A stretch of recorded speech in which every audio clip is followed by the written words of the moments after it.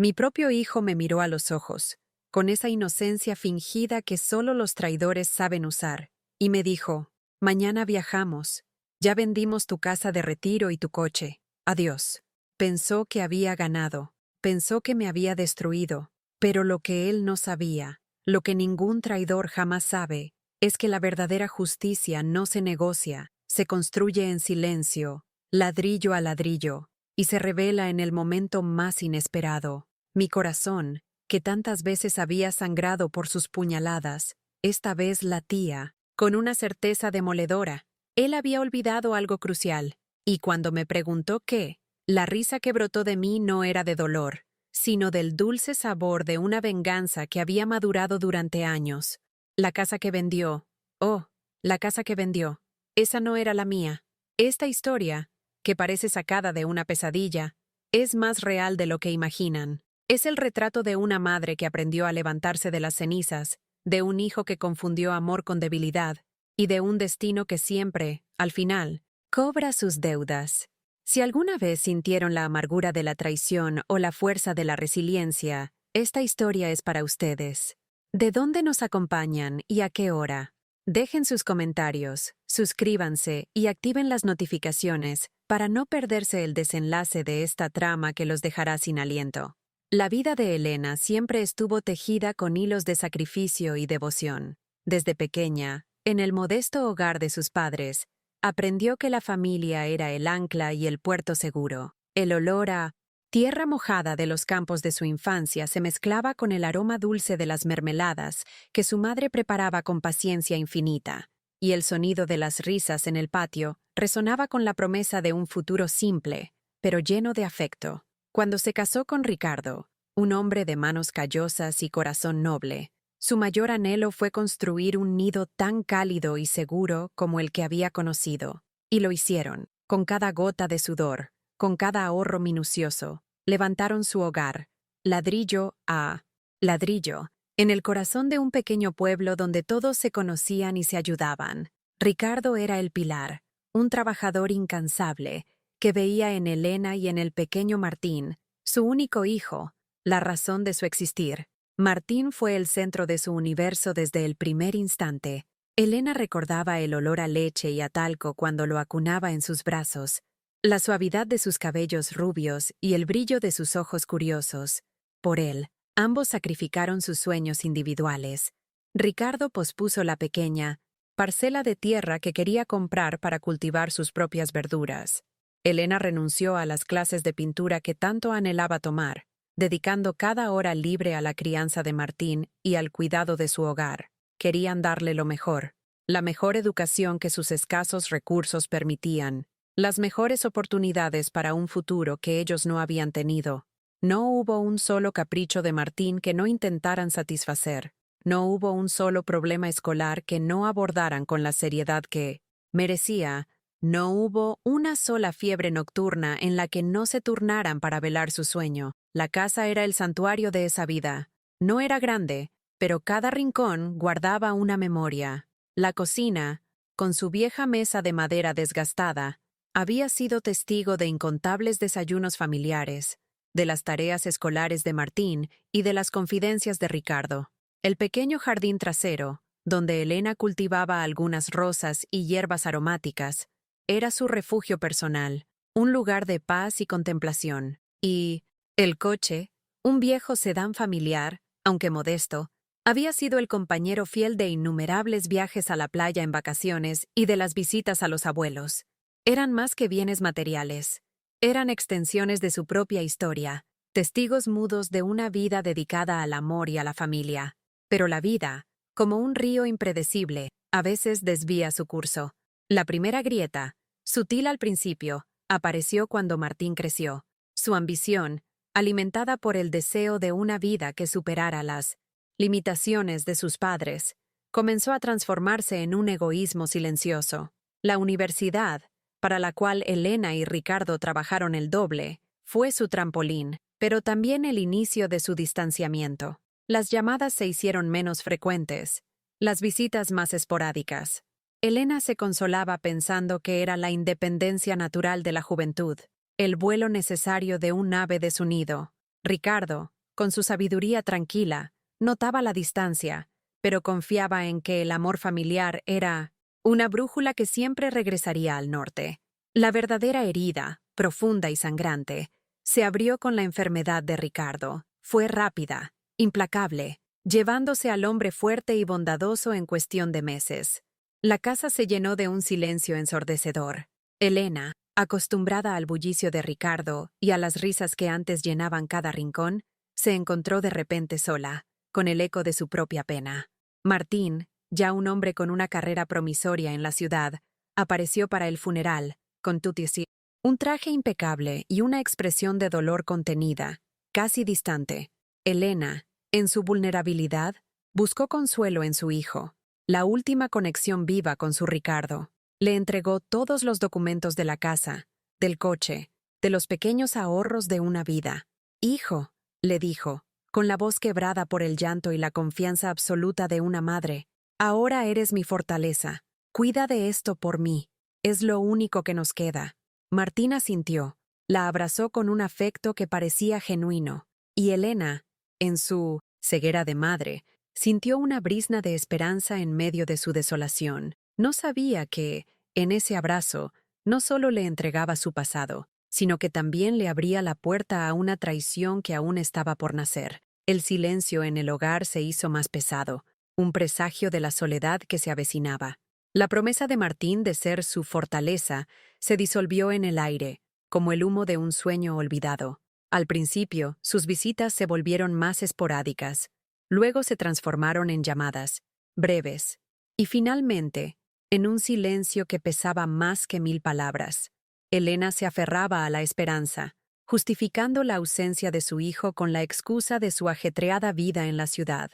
«Está trabajando duro, debe estar muy ocupado», se repetía, una y otra vez, mientras el eco de sus propias palabras resonaba en la casa vacía. La soledad se instaló en cada rincón, una compañera implacable que no pedía permiso para entrar y que se negaba a marcharse. La rutina de Elena se volvió monótona, marcada solo por los recuerdos de un pasado que se sentía cada vez más lejano y la punzante ausencia de un presente compartido. Las llamadas de Martín se limitaban a breves consultas sobre los papeles de la casa y el coche, preguntas frías y directas que carecían de cualquier atisbo de preocupación genuina por su bienestar.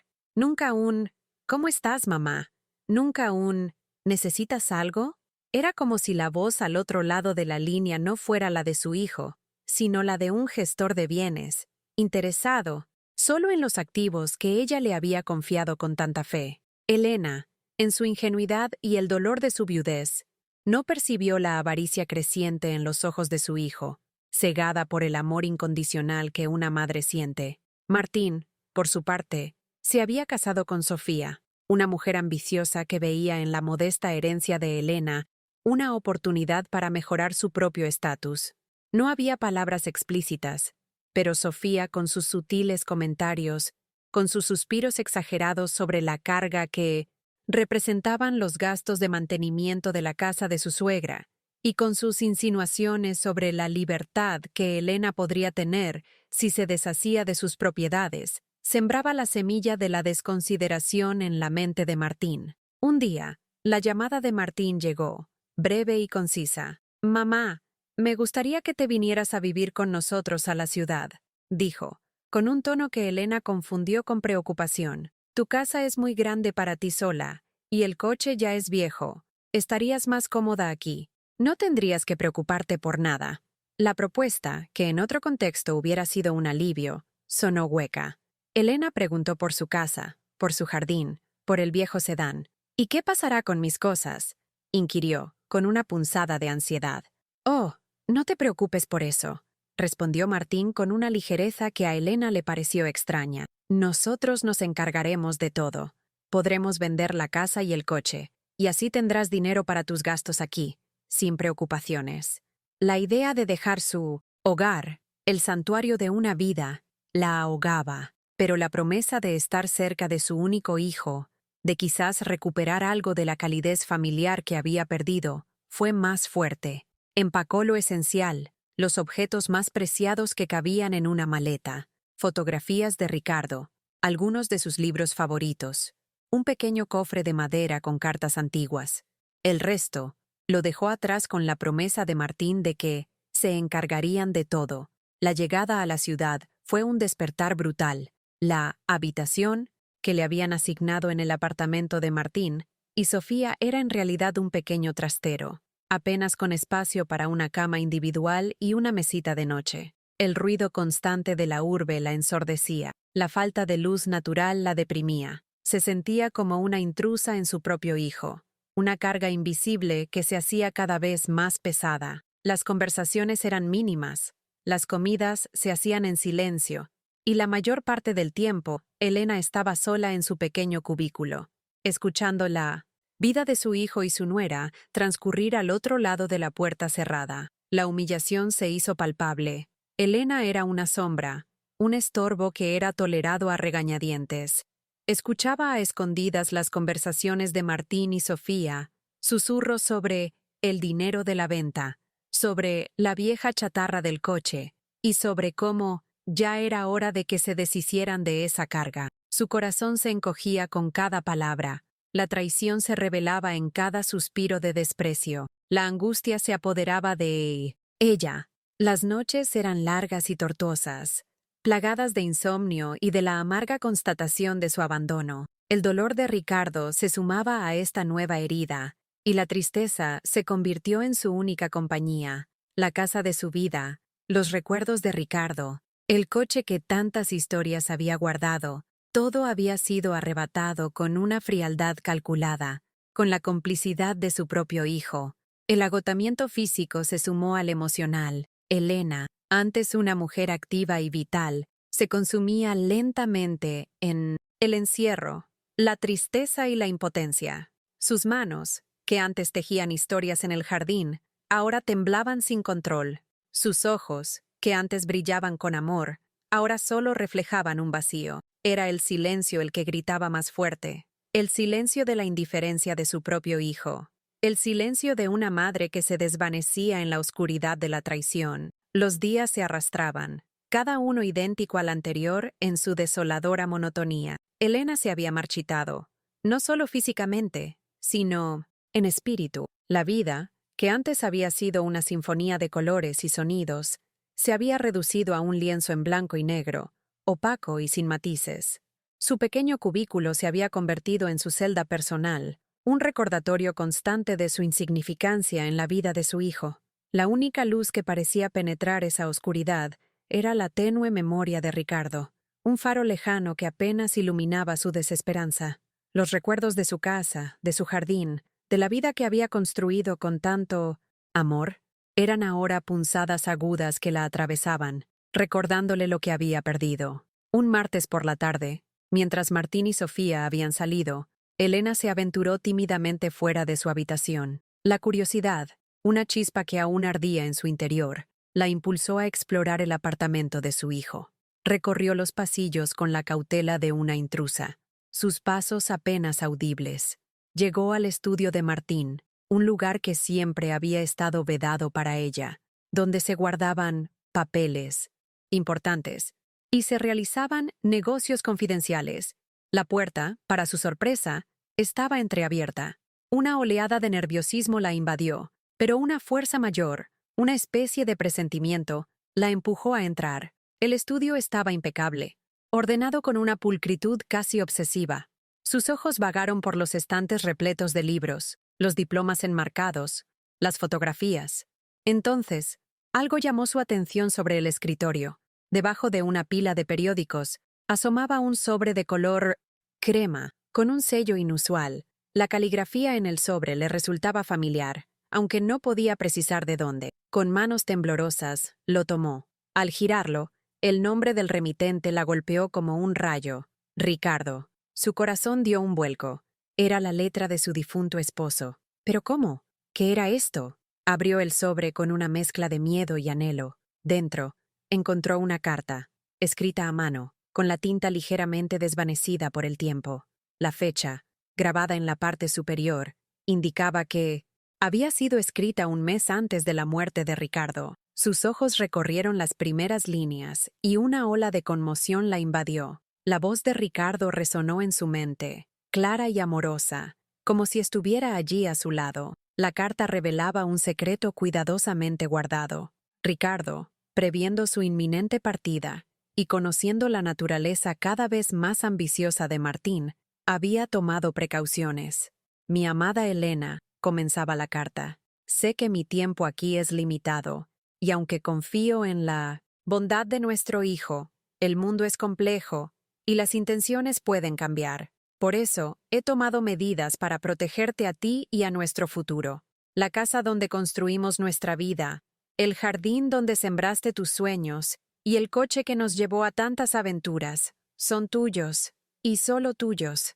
Pero hay algo más que debes saber. Hace años, hice una inversión discreta, pensando en tu seguridad y en tu vejez.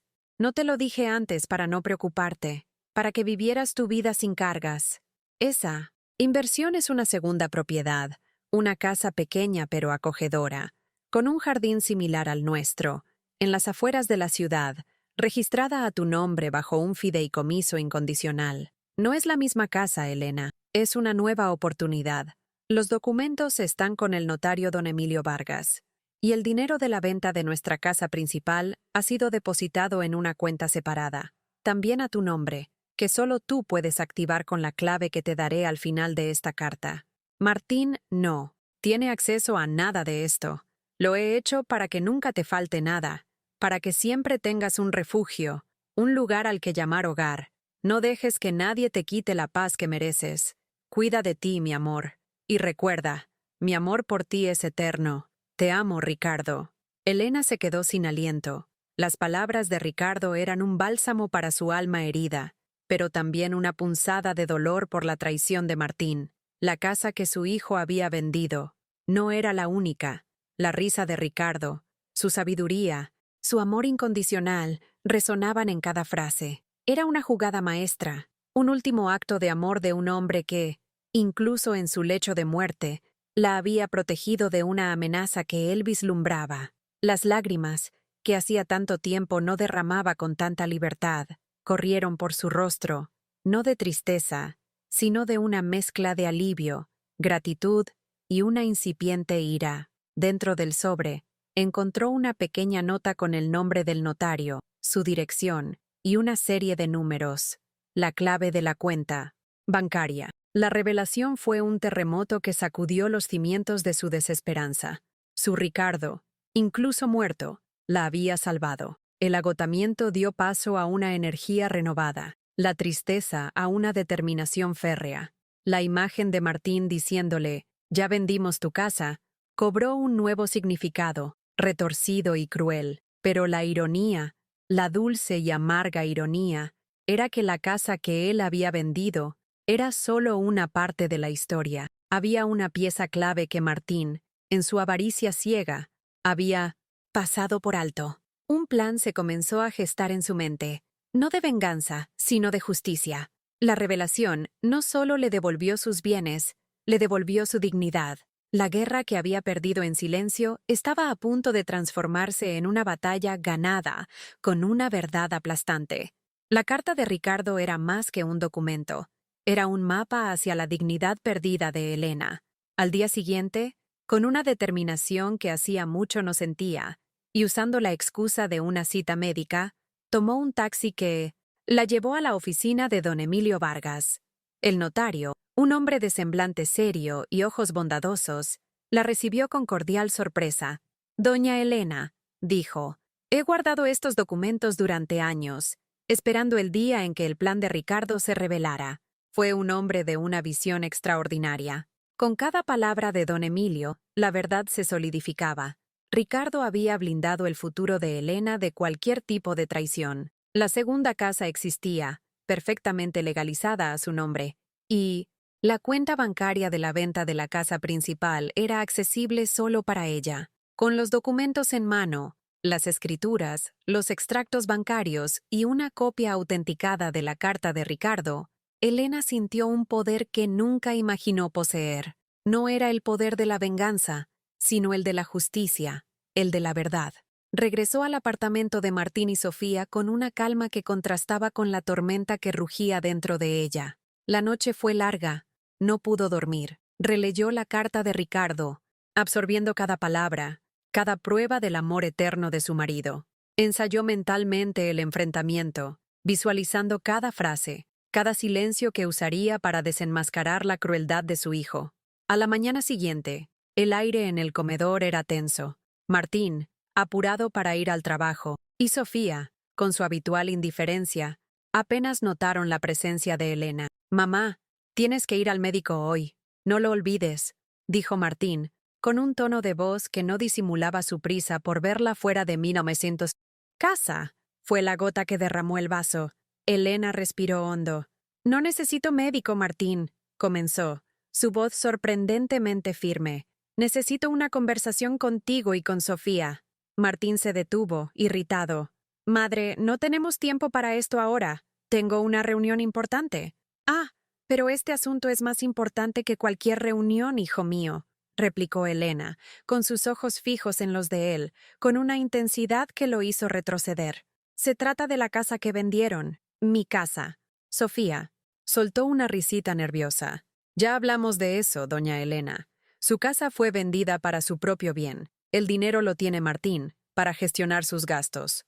«¿Dónde está el dinero, Martín?», preguntó Elena, ignorando a Sofía, su voz manteniendo un tono tranquilo, casi amenazador. Martín vaciló, visiblemente incómodo. «Está invertido, madre, para su futuro». «¿Mi futuro, Martín?». Elena sacó la carta de Ricardo de su bolso, con movimientos lentos y deliberados. El papel, envejecido, se balanceaba ligeramente en sus manos. «Mi futuro ya estaba garantizado. Tu padre, tu querido padre, lo previó todo. Él lo sabía». Martín y Sofía se miraron, confundidos y alarmados. La calma de Elena, el tono de su voz, algo estaba fuera del guión. «Ricardo fue un hombre sabio, Martín», continuó Elena, sintiendo la dulzura de la justicia en la punta de su lengua. Sabía que, en momentos de luto, la fragilidad de una madre puede ser explotada. Sabía que la ambición ciega puede llevar a actos inhumanos. Elena abrió la carta y comenzó a leer, su voz clara y resonante, las palabras de Ricardo llenando el silencio atónito de la sala. Cada frase era un golpe, una revelación de la verdad nuda y cruda. «La casa donde construimos nuestra vida, el jardín donde sembraste tus sueños, y el coche que nos llevó a tantas aventuras, son tuyos, y solo tuyos. Pero hay algo más que debes saber. Hace años hice una inversión discreta, una segunda propiedad, una casa pequeña pero acogedora, con un jardín similar al nuestro, en las afueras de la ciudad, registrada a tu nombre bajo un fideicomiso incondicional. Los documentos están con el notario don Emilio Vargas, y el dinero de la venta de nuestra casa principal ha sido depositado en una cuenta separada, también a tu nombre, que solo tú puedes activar con la clave que te daré al final de esta carta. Martín no tiene acceso a nada de esto». El rostro de Martín palideció, la sangre se escurrió, Sofía se atragantó, el color desapareciendo de sus labios. El silencio que siguió fue pesado, cargado de culpa y vergüenza. La carta de Ricardo, la voz de Elena, eran más poderosas que cualquier acusación. Ella no necesitaba gritar, no necesitaba llorar. La verdad, por sí sola, era abrumadora. «Entonces, Martín», Elena continuó, doblando la carta con cuidado y guardándola de nuevo en el bolso. «Cuando me dijiste, mañana viajamos, ya vendimos tu casa de retiro y tu coche. Adiós, yo te dije, olvidaste algo, y me preguntaste qué». Elena miró a Martín, una sonrisa triste asomando en sus labios. «Lo que olvidaste, Martín, es que la casa que vendiste en realidad era solo una parte de mi patrimonio. La otra, la que Ricardo preparó en silencio, nunca estuvo a tu alcance. Y el dinero que supuestamente invertiste para mi futuro, en realidad, ya estaba protegido, lejos de tus manos». La voz de Elena no era de triunfo, sino de una profunda tristeza. La prueba abrumadora estaba allí, no en su palabra, sino en la de Ricardo. La expresión de Martín era una mezcla de shock, ira, y finalmente, una vergüenza abrumadora. Sofía, por su parte, estaba muda, con los ojos desorbitados, el plan desmoronándose ante sus ojos. El enfrentamiento no fue una batalla de gritos, sino un desfile silencioso de hechos y un testamento de amor de un padre que se había convertido en la redención de una madre. Elena no necesitó más palabras. Ya había retomado el control de su vida. El silencio después de la revelación de Elena fue el sonido más ensordecedor que Martín y Sofía jamás habían escuchado. Sus rostros, antes marcados por la avaricia y la indiferencia, se contrajeron en una mezcla de vergüenza y pánico. No había gritos. No hubo reproches estridentes por parte de Elena, solo la verdad desnuda, pronunciada con la calma de quien finalmente ha encontrado la paz. Elena se puso de pie, su postura erguida, la debilidad que la había consumido por meses, disipada por la fuerza de la justicia. Martín, dijo, su voz ahora teñida de una tristeza profunda, pero sin amargura. Te entregué mi confianza, mi vida, lo último que me quedaba de tu padre. Y tú intentaste vender mi pasado, mi presente y mi futuro. Pero Ricardo, en su sabiduría, te detuvo. Martín intentó hablar, pero las palabras se ahogaron en su garganta. Sofía, con una frialdad calculada, observaba la escena, ya procesando las implicaciones de su fracaso. Elena no esperó una disculpa, ni la buscó.